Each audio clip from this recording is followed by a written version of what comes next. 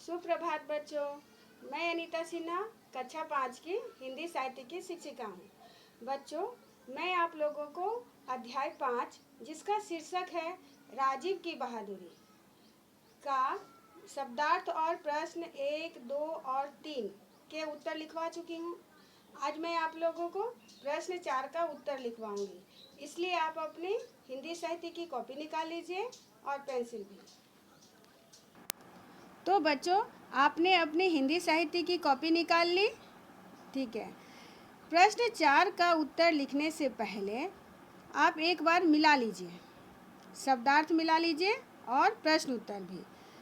तो सबसे पहले शब्दार्थ मिलाइए। अर्धवार्षिक, छमाही, शीघ्र, जल्दी, विकलांग, जिसका कोई अंग खराब हो, प्रयास, कोशिश, सहसा, अचानक। प्रश्न 1, राजीव कौन था और स्कूल की छुट्टियों में वह क्या करता था? उत्तर देखिए। राजीव इम्फाल में रहने वाला एक स्कूली छात्र था। स्कूल की छुट्टियों में वह अपने दोस्तों के साथ विभिन्न स्थानों की सैर करता था। अब प्रश्न 2 देखिए। मंगले मजो के ना जागने पर राजीव परेशान क्यों हो गया? उत्तर, मंगले मजो के ना जागने पर राजीव परेशान हो गया क्योंकि आग की लपटें फैलती जा रही थीं। उसे समझ में नहीं आ रहा था कि मंगले मजो को कैसे बचाया जाए। अब प्रश्न 3 मिला लीजिए। लोग राजीव के किन गुणों की प्रशंसा कर रहे थे? उत्तर, लोग राजीव की बहादुरी, साहस और सूझबूझ की प्रशंसा कर रहे थे क्योंकि उसने अपनी जान की परवाह ना करते हुए एक 10 वर्षीय विकलांग बच्चे को जलने से बचाया था। अब आप लोग प्रश्न 4 लिखिए।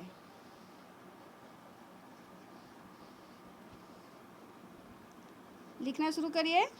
प्रश्न 4, क्या बहादुर बच्चों को राष्ट्रीय वीरता पुरस्कार से सम्मानित करना उचित है?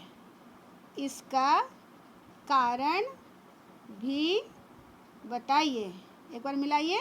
क्या बहादुर बच्चों को राष्ट्रीय वीरता पुरस्कार से सम्मानित करना उचित है? इसका कारण भी बताइए। अब उत्तर लिखिए।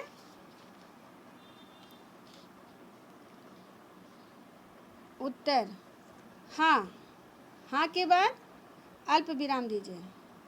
बहादुर बच्चों को राष्ट्रीय वीरता पुरस्कार से सम्मानित करना उचित है, अल्प विराम, क्योंकि इससे दूसरे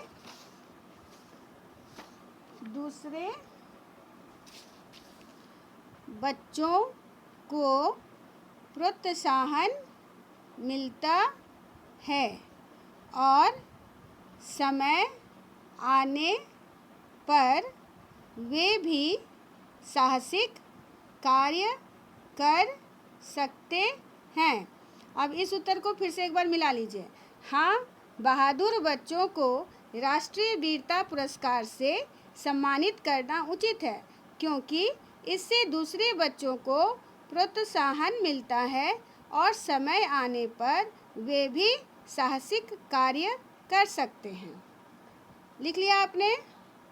अब आपका गृह कार्य है अध्याय 5 का प्रश्न 1 का प्रश्न उत्तर